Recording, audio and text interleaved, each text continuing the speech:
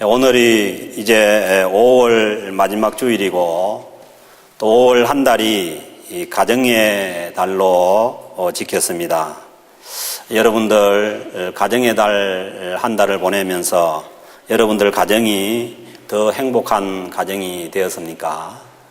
매년 형식적으로 그냥 절기적으로 지키는 그런 가정의 달이라면은 더 이상 우리가 교회에서 지켜나가야 할 그러한 이유가 없습니다. 그래서 우리가 오늘 5월 마지막 주일인데 우리가 다시 한 번 더 가정의 의미를 새기고 그리고 우리 가정들이 더 복된 가정으로 하나님께서 원하시는 그러한 가정으로 변화되기를 주님의 이름으로 축복합니다. 한국에서는 지난 5월 21일이 부부의 날이었습니다.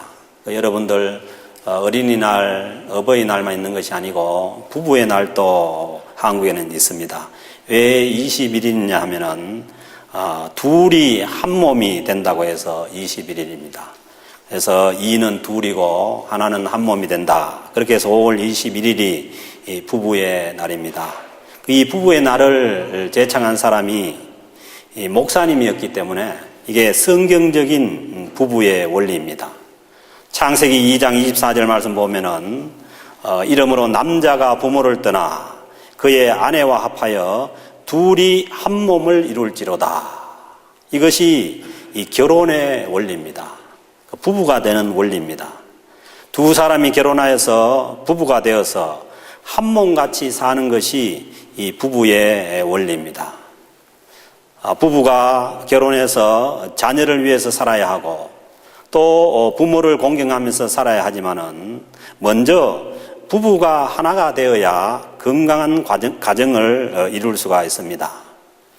결혼을 했는데도 여전히 남편은 시댁편이고 아내는 친정편이 되어서 한 가정 안에 이게 두 편이 이렇게 갈라져 있으면은 늘 분쟁이 있을 수밖에 없습니다. 그렇다고 해서 시댁이나 친정을 위하지 말라는 얘기가 아닙니다. 먼저 부부가 하나가 되어서 시댁도 잘하고 또 친정에도 잘하고 그렇게 하는 것이 원리지 부부가 서로 갈라져서 한쪽은 친정, 한쪽은 시댁 그렇게 하면은 안 된다는 것입니다. 부부가 하나가 되어서 좋은 가정을 이룰 때라야 자녀도 행복하고 부모님도 또 보람이 있습니다. 그리고 교회 절기로는 지난 주일이 성령 강림절이었습니다. 부활절 후에 7번째 맞는 주일이 성령 강림절입니다.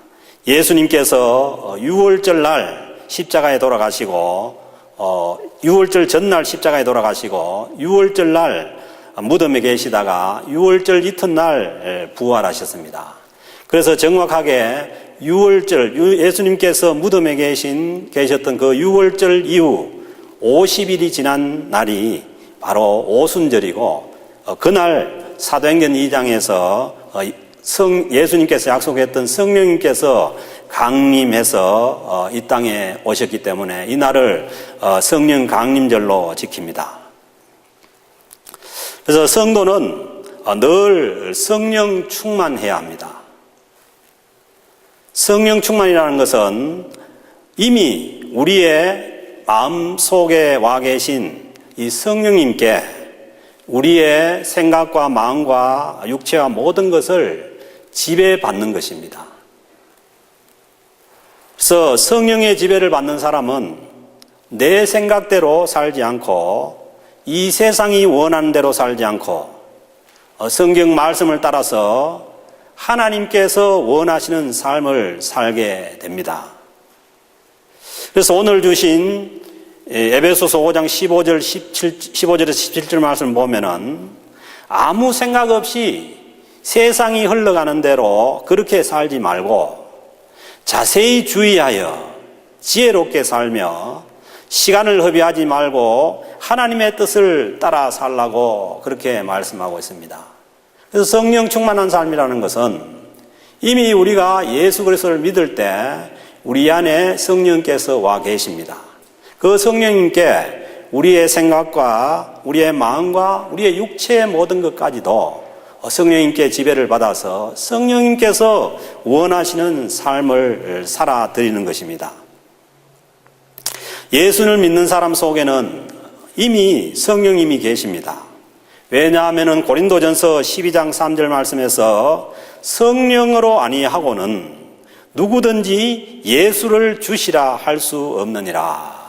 우리가 예수님을 주님이라고 믿을 수 있고 진정으로 우리가 주님을 주님이라고 부를 수 있는 것은 이미 성령님께서 우리와 함께 하시기 때문입니다.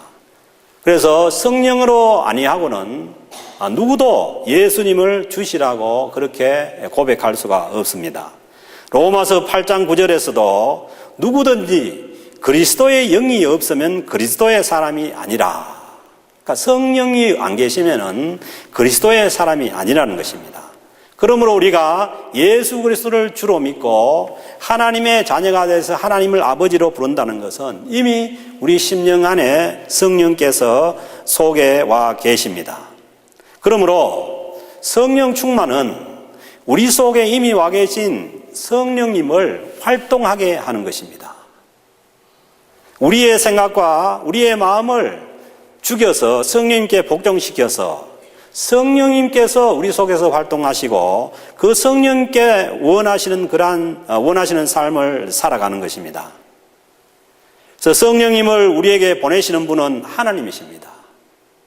성령님이 우리 속에 오시는 것은 우리가 만들 수가 없어요. 어떻게 성령 하나님을 우리가 컨트롤을 하고 우리가 만들 수가 있겠어요? 성령님께서 우리 속에 오시는 것은 하나님의 일이십니다. 그래서 하나님께서 우리를 선택하시고 하나님 백성이 되게 하셔서 우리 안에 우리 속에 성령님을 오시게 한 것입니다. 그런데 성령 충만한 삶을 사는 것은 다른 문제입니다. 성령 충만한 삶을 살아가는 것은 내가 이미 우리에게 오신 그 성령님께 우리 자신들을 내어드려서 복종하지 않으면은 성령님께서 우리 안에 계셔도 우리는 성령 충만과 먼 그러한 삶을 살아갈 수밖에 없습니다. 그렇다고 해서 우리가 구원받지 못하고 성령님이 안 계시는 건 아니지만은 우리 자신들을 십자가에 못 박지 않고 내어드리지 않으면 성령님께 내어드리지 않으면 우리는 성령 충만한 삶을 살아갈 수가 없습니다.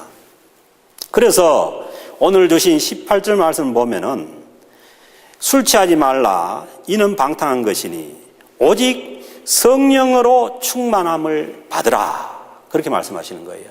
이 받으라는 것은 명령어입니다. 명령어. 그러니까 우리가 해야 된다는 것이죠. 그래서 성령 충만이 내 자신을 내 안에 계신 성령님께 복종시키는 것인데, 그런데 오늘 주신 말씀 보면은 이상하게도 술 취하지 말라 이는 방탕한 것이니 오직 성령으로 충만함을 받으라고 그렇게 말씀을 하고 있어요. 근데 왜 하필 이 성령 충만함을 받으라고 하시면서 술 취하지 말라고 그렇게 하느냐 하면은, 술 취한 사람의 특징은 뭐냐 하면은 다른 사람에게 자기를 복종할 수가 없어요.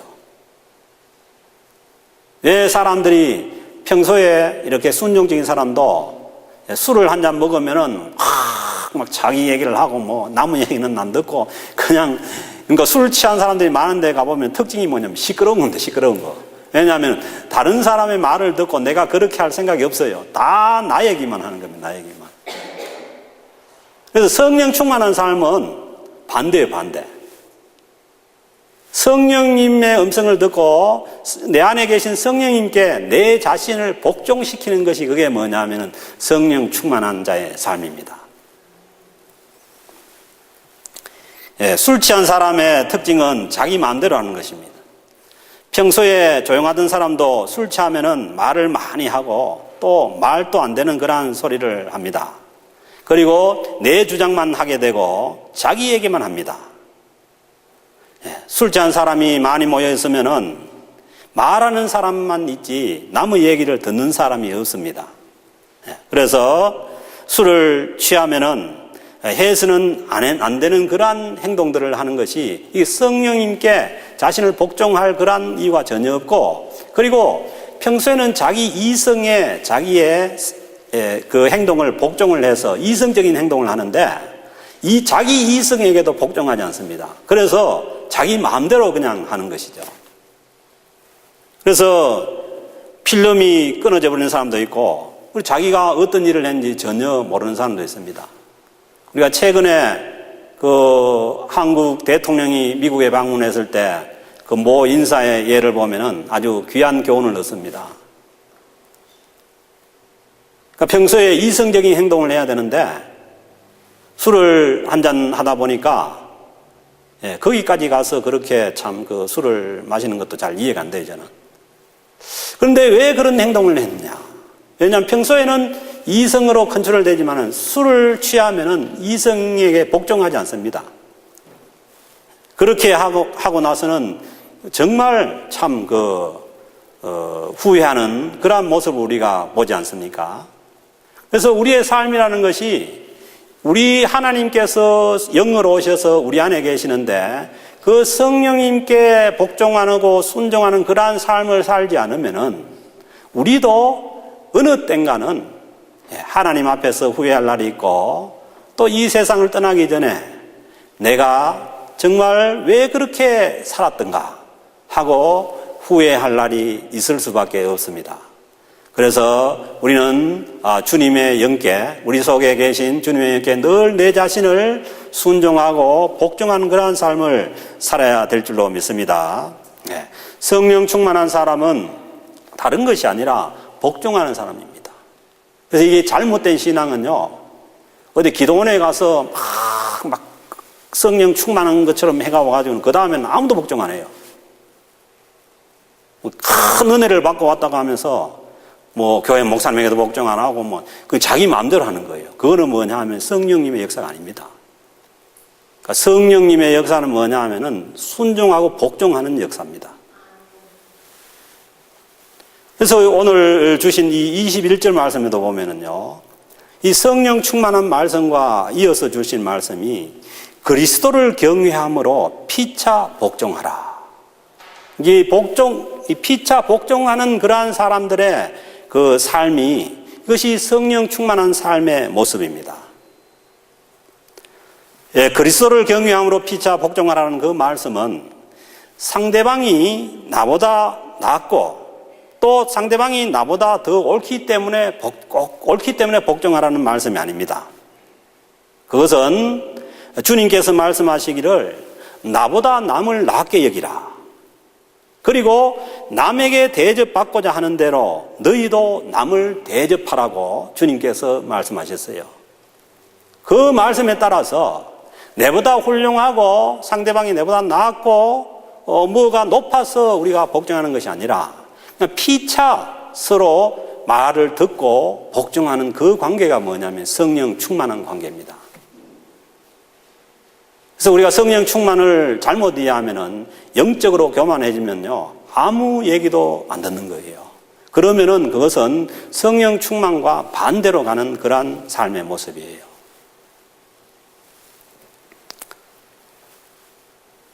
그래서 우리는 상대방에게 피차스로 복종하지 못하게 되는 것이 이제 그런 일 때문에 그러죠.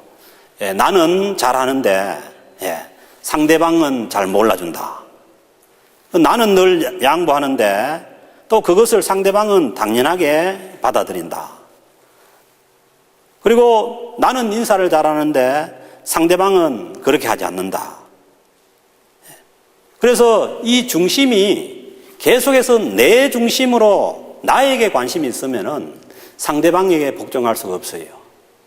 그래서 주님께서 말씀하시는 것은 나보다 남을 낫게 여기라는 것은 이 중심을 남을 향이라는 겁니다.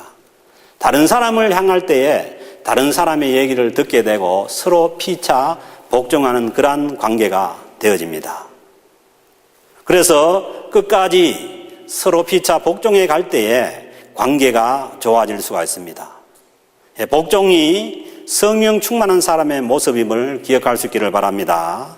술 취한 사람처럼 남의 말은 듣지도 않고 계속해서 자기 말만 하면요, 그 사람은 다른 사람과의 관계가 깨어지고 관계가 나빠집니다.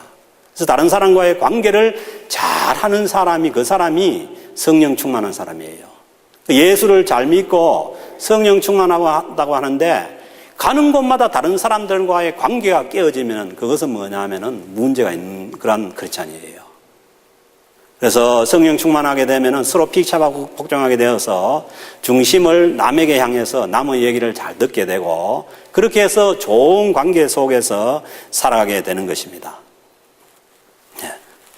그렇죠. 술 취한 사람은 남의 말을 안 듣고 그러다가 안 들으면은 왜 네 말 안 듣냐고 막 싸움을 하고 그러니까 술 취해서 관계가 깨어질 때가 많죠.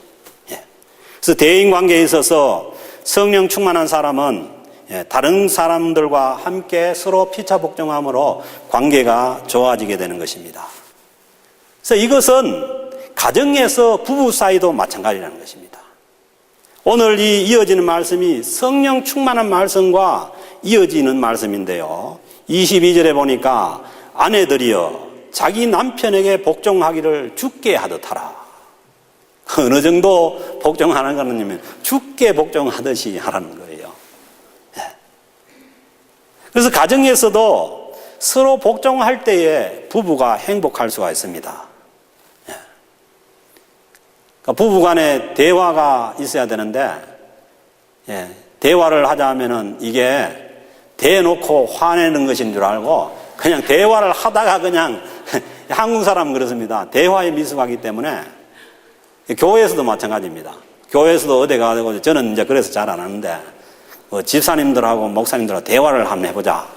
그 얘기는 뭐냐 하면 그날은 대놓고 화내도 되는 줄 알고 그냥 아무 얘기나 막 하기 때문에 잘 안 해요. 그래서 우리는 평소에 이 남의 얘기를 들을 줄 알고 복종할 줄 알고 그리고 또 상대방도 그렇게 할 줄 알고 그럴 때에 우리가 성숙한 성령 충만한 사람들이 되어갈 수가 있습니다. 그래서 여러분들 대화하자고 하면은 조심해야 됩니다. 진짜 대화를 해야지 막 그날이 막 할 수 있는 말을 마음대로 하는 날이다. 그렇게 하면은 안 된다는 거죠.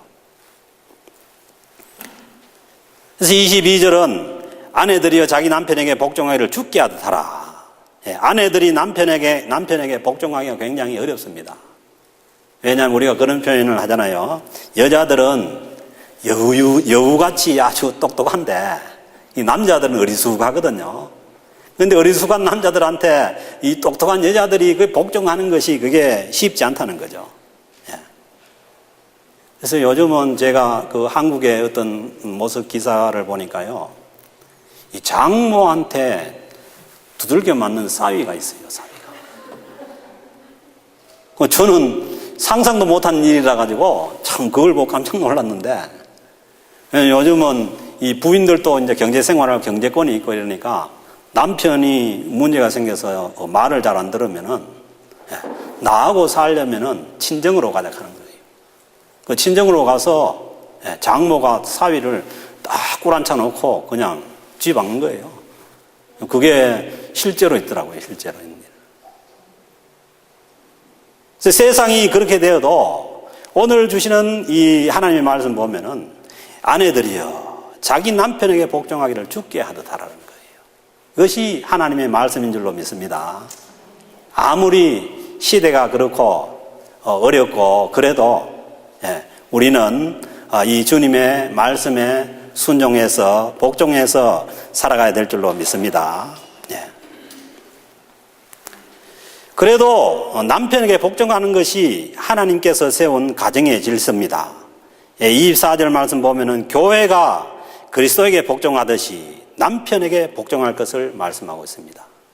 교회가 그리스도에게 복종하듯이 남편에게 복종할 것을 말씀하고 있습니다. 아내들이 남편에게 복종하는 대신에 계속해서 주신 말씀 보면 남편들은 헌신적으로 아내를 사랑하라고 그렇게 말씀하고 있습니다.